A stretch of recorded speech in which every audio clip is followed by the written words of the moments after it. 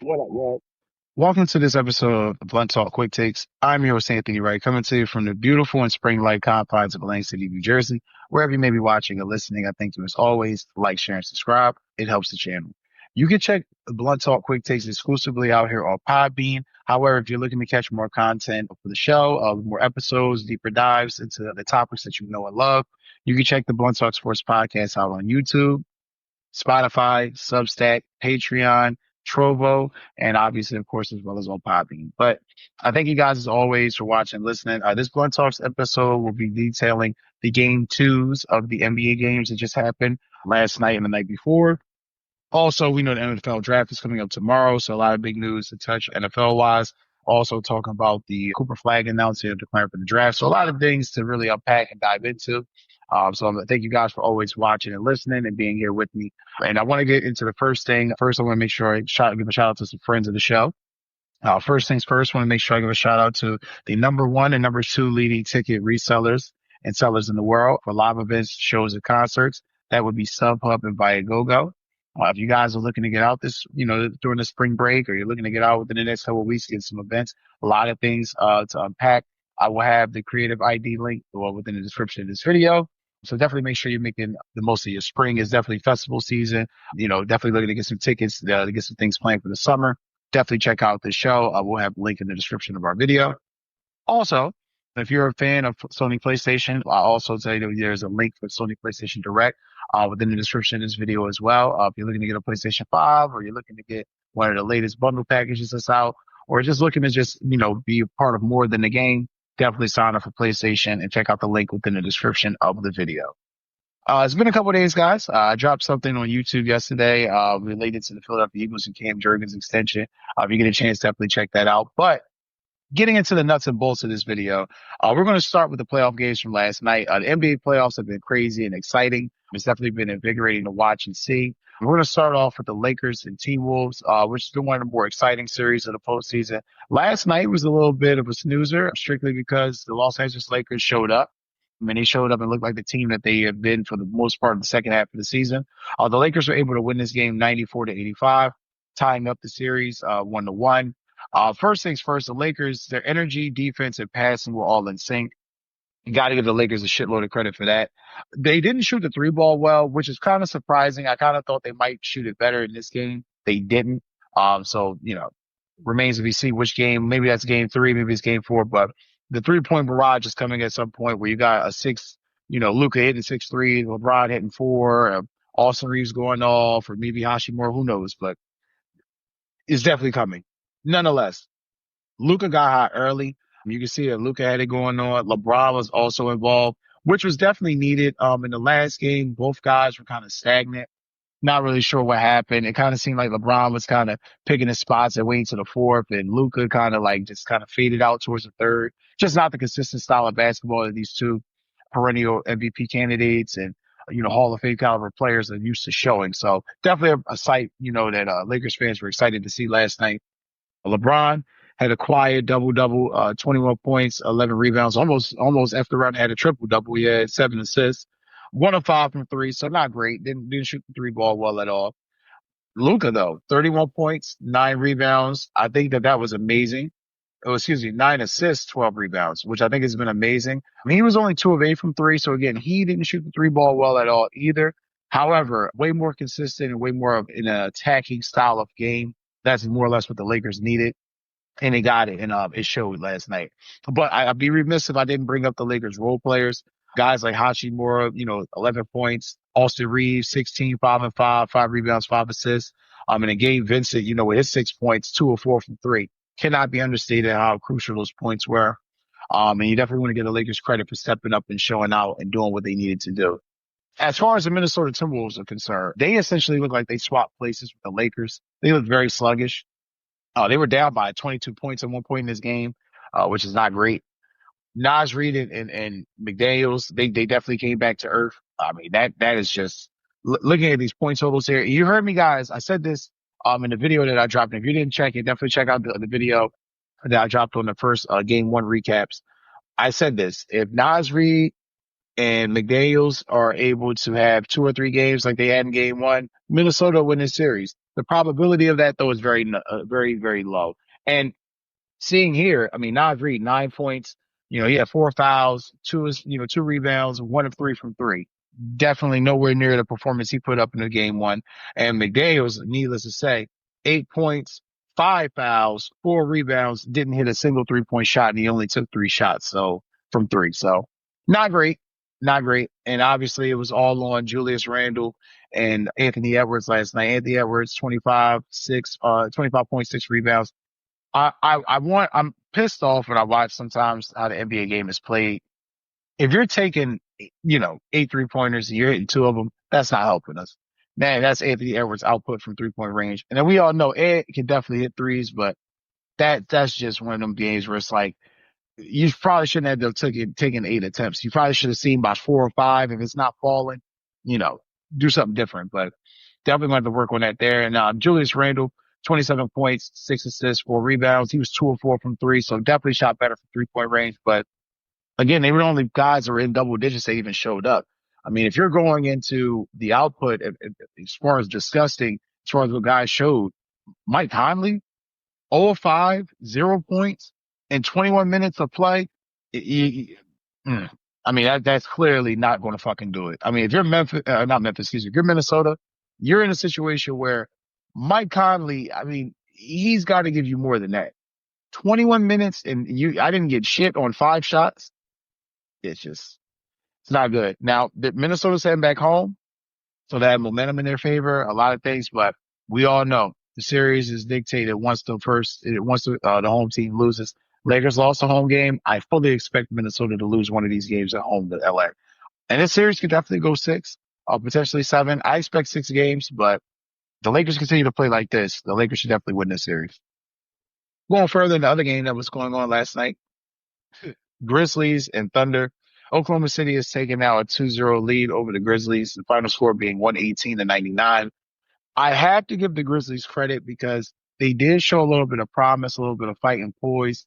It wasn't the atypical performance that they showed in the first game where they just got completely, got their ass handed to them. They definitely showed up. They were able to bring the game within 10 and 8 points through various times. At one point in the third quarter, they brought Oklahoma City's lead down to 8 points on a 15-4 run. So you got to give Memphis credit for that. However, needless to say, this shit is wash, rinse, and repeat for Oklahoma City. Memphis is really no match for them. I mean, clearly it is very evident.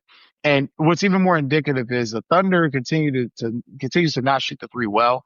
And for some reason, the Memphis Grizzlies are not able to capitalize on it. And it just shows you how good Oklahoma City is compared to this team.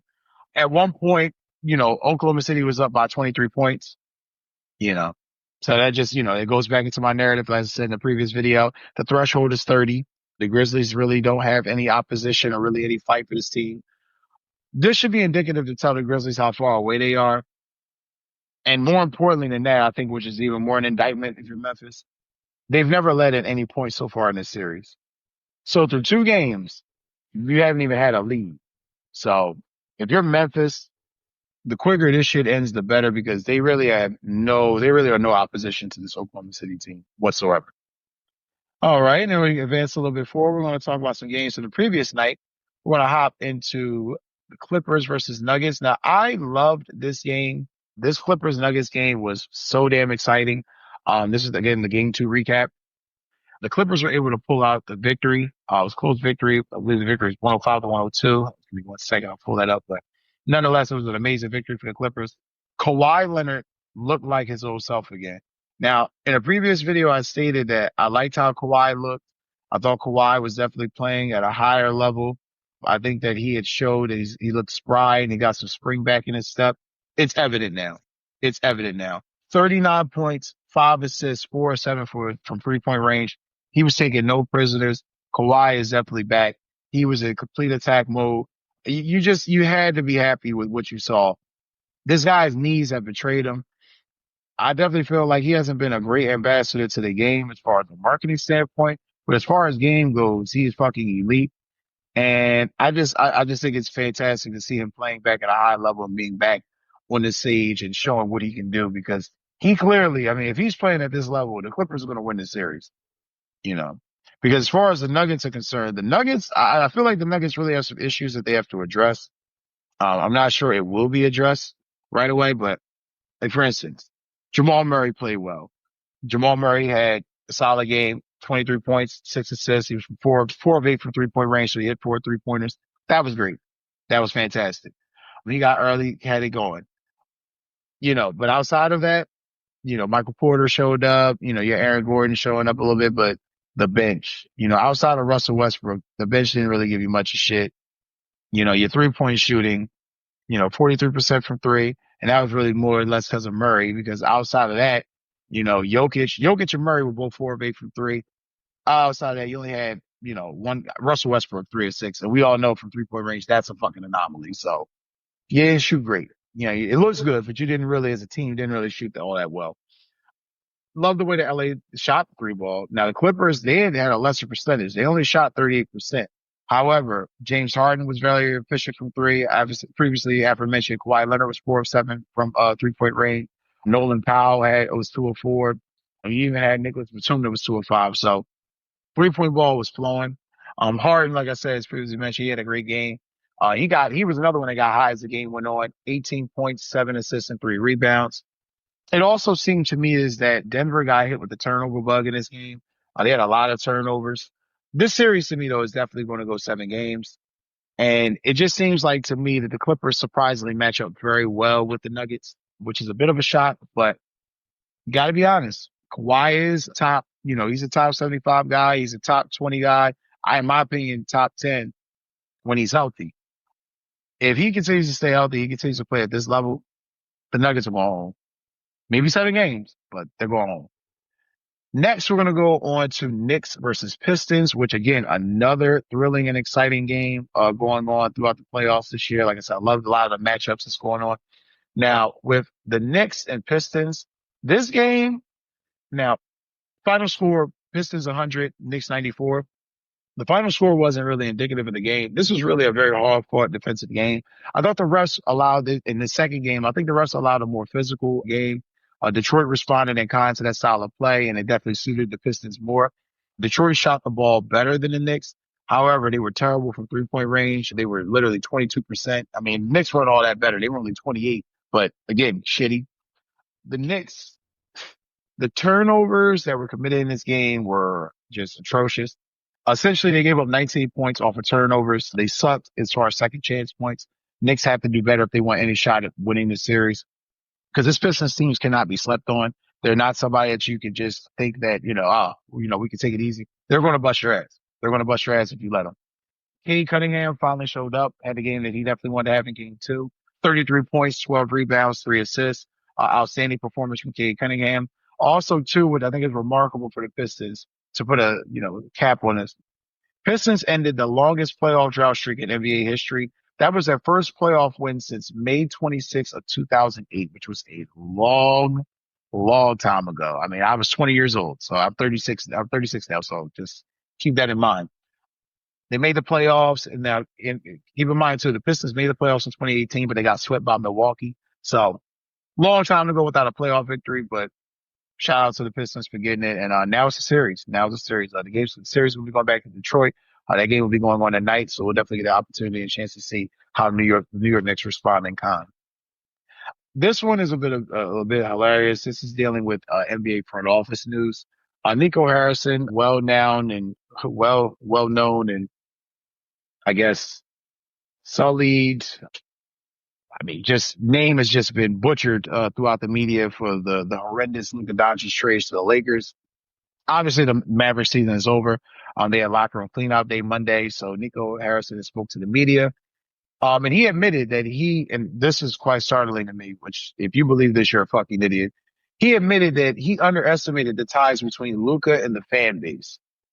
You underestimated the ties between a player that the team drafted, cultivated, helped get to an NBA Finals, helped get to a Western Conference Finals, in MVP contention, blessing from Dirk Nowitzki. You underestimated the loyalty that the fans would have to a guy like that. You thought he was just a guy. This guy's getting fired. I mean, these comments are so tone deaf. I get it. He had a job to do. He works for billionaires. His boss told him he had a job to do. I completely understand. This was fucking retarded. This was fucking retarded. In no way, shape, or form do you make this trade happen. And then compounded by, after making the trade, saying something like this to this magnitude. It's just dumb. It's just dumb. It just shows you Nico Harris is not going to be long for this job.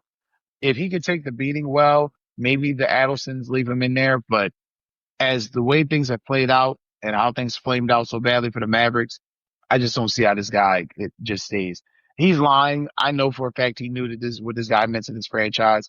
I just think that he knows he has to save face, and he knows it's going to go down as one of the dumbest, if not the dumbest, NBA trade of all time. So Nico Harrison, man, is looking completely tone deaf in the situation.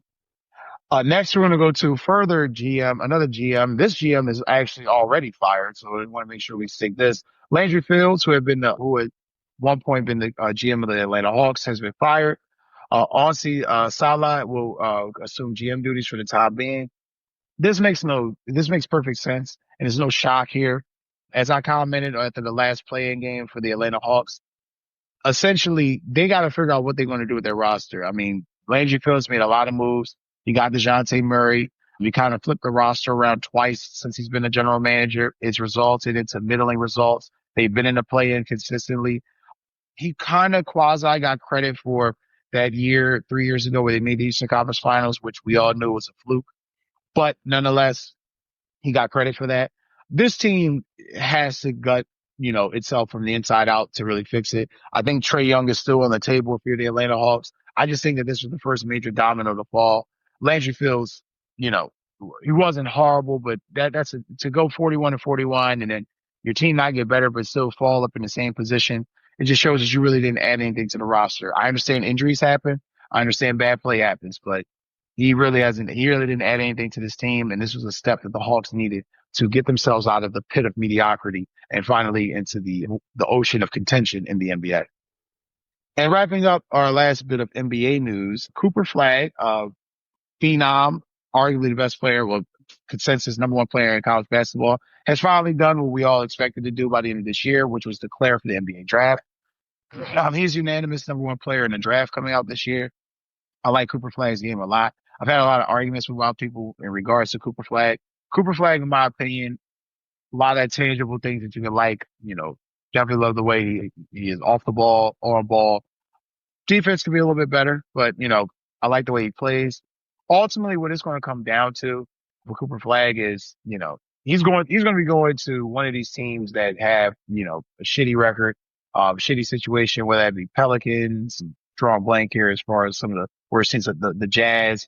Like I said, there's a couple of teams in there that for a fact that he's going to fall to where it's like, oh no. I mean, but he's that good where I think that he's going to change the fortunes of any team that he goes to. Looking here in the top three of the draft, Utah, they have the number one pick. They have the best odds because the lottery hasn't happened. So keep in mind, as of April 23rd, 2025, the draft lottery has not happened yet. So these are the odds. As far as best odds of the number one pick, that'd be Utah.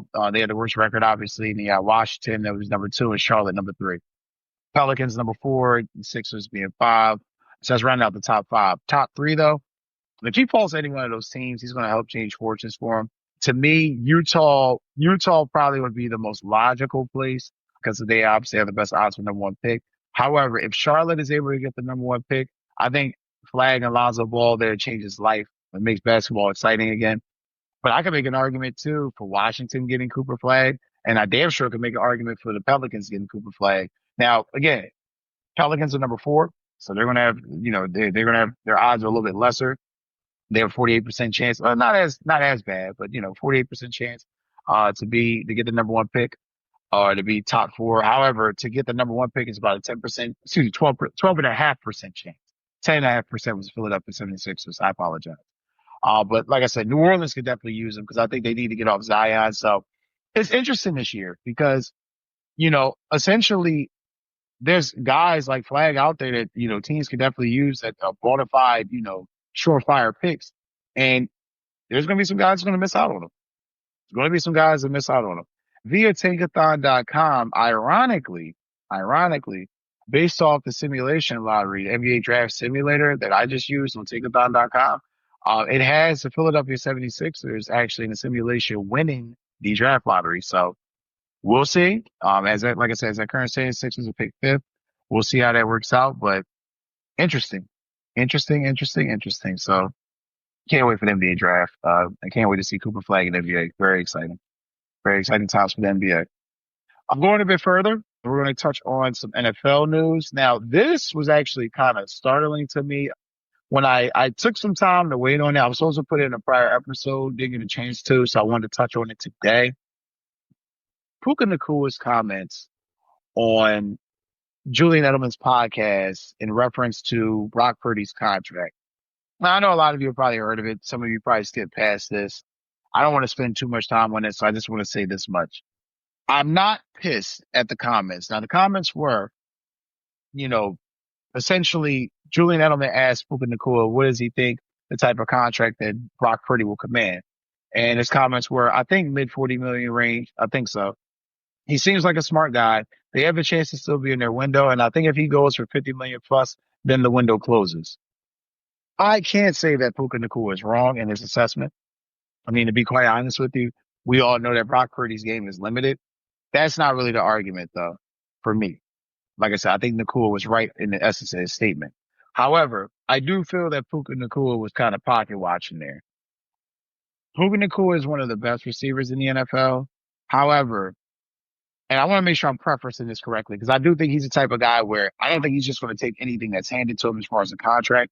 But I do think he's the type of guy where as long as he's paid fairly considerable in the market of what the other guy's getting paid and it's not breaking the team, he'll be happy. But I would also warn and preference him to not pocket watch, because you've had a history, an injury history too, that has been very plagued. I mean, looking here, you've had a PCL sprain, which sidelined you for the first half of this year. He experienced a bursa sac injury during training camp this same year, further impacting his availability. And we all know the best ability in the NFL is availability. Prior to the NFL, he suffered injuries like a broken foot and leg during his college career. So Puka, yeah, Brock Purdy probably should be smart as far as the window, what he should command, but your payday's coming up soon too. And do keep in mind that for as limited as he is, people are always easily going to say, well, you're in Sean McVay's offense. Well, with your injury history, you should take less money. So you got to be careful when you're making these comments about a guy getting his money and what you think he should command. Again, I don't think that he was wrong in what he said, but I do think that this same argument will be said and used against him when it's his time to get paid. Because we do see that the Rams have a tendency of trying to get off of guys, especially guys that are floating out there, the idea of retirement beforehand. So I want to be careful there, Puka. And last but not least, this one was also pretty athletic. Aaron Rodgers claps back at the Jets for their comments made. I honestly was not even going to cover this because, in honest to God truth, I don't care about what Aaron Rodgers is doing until he signs. Aaron Rodgers has kind of gotten away with the Brett Favre treatment, which is kind of bullshitting and doing whatever you want throughout the offseason and then waiting to the very last damn minute and then signing on and coming to camp. And again, I don't know why you would do this when you're coming to a new team or a new roster. I don't know. But it's not for me to find out. That's for him to figure out. Nonetheless, Aaron Rodgers went in depth, which on something that I do feel was a little bit fucked up, but ultimately, who cares? Aaron Rodgers went in depth about the way the departure was handled from the Jets. And his article was via Zach Rosenblatt and RJ Crack, the two writers. They did an excellent job on this article of sourcing the information. Again, he was pissed off for the way the departure was handled. He said, quote, I figured that when I flew across the country on my own dime, there would be a conversation. I meet with the coach. We start talking. He runs out of the room. I'm like, that's strange. Then he comes back with the GM. So we sit down and I think we're going to have a long conversation. I've flown across the country and 20 seconds in, I'm talking to the GM and Glenn leans to the edge of his seat and says, are you sure you want to play football? And I said, yeah, I'm interested. And he said, we're going in another direction at quarterback. Rodgers said Glenn then asked him about the messaging of how he wanted the release to be announced. According to Rodgers, Glenn said, I don't want to be in front of the room saying something and have guys looking back at you. And I said, are you assuming I would be in the back of the room during a team meeting, undermining what you're saying? You don't know me. And Glenn said, you don't know me. And then I said, exactly. That's why I flew across the country to have a face-to-face meeting with you. Bad look. Bad look if you're the Jets. Been having a good offseason. Didn't really handle that well. That wasn't really a good look as far as expertise and handling release of a player of that caliber. That being said, though, this is great for the Jets too, because what is also showing the fan base is that they're not going to be kissing ass or pampering the guys. If you're not doing what the fuck is going to be required or is going to be needed of you, or you're playing under par and think the guy should be kissing your ass, yeah, then you got to go. Now, in all fairness, Aaron Rodgers did have a lot of guys that vouched for him in that locker room. A lot of those Jets players definitely spoke up highly for him. So that being said, I understand completely why Aaron Glenn didn't want him in the room. Just think that there was a better way that could have been handled. And last but not least, we're going to touch on the Chicago Bears signing to a 2-year, $20 million extension, linebacker TJ Edwards. Now, the reason I'm bringing this up is because obviously TJ Edwards formerly was a Philadelphia Eagles several years ago, and I love TJ Edwards' game coming out of Wisconsin. Always felt like he was a good linebacker, and he is showing improvement with the Chicago Bears. Like I said, 2-year, $20 million extension, money well deserved. I think TJ Edwards is one of the better linebackers in the NFL. Very solid, very consistent, and ultimately is well deserving of money. So shout out to TJ Edwards and the Bears. Bears doing a lot of good work this offseason, taking a playbook out of the Eagles playbook and making sure they're paying their guys and taking care of their guys. So shout out to Ryan Poles and the Bears front office, and definitely excited to see what the draft even beholds for them with the 10th pick. So that's going to do it for this episode of Blunt Talk Quick Takes, guys. I thank you as always for listening. Again, if you're looking for specifically Blunt Talk Quick Takes episodes, come strictly to Podbean. However, if you look for everything else, check out YouTube, Spotify, Patreon, Trovo, and Substack.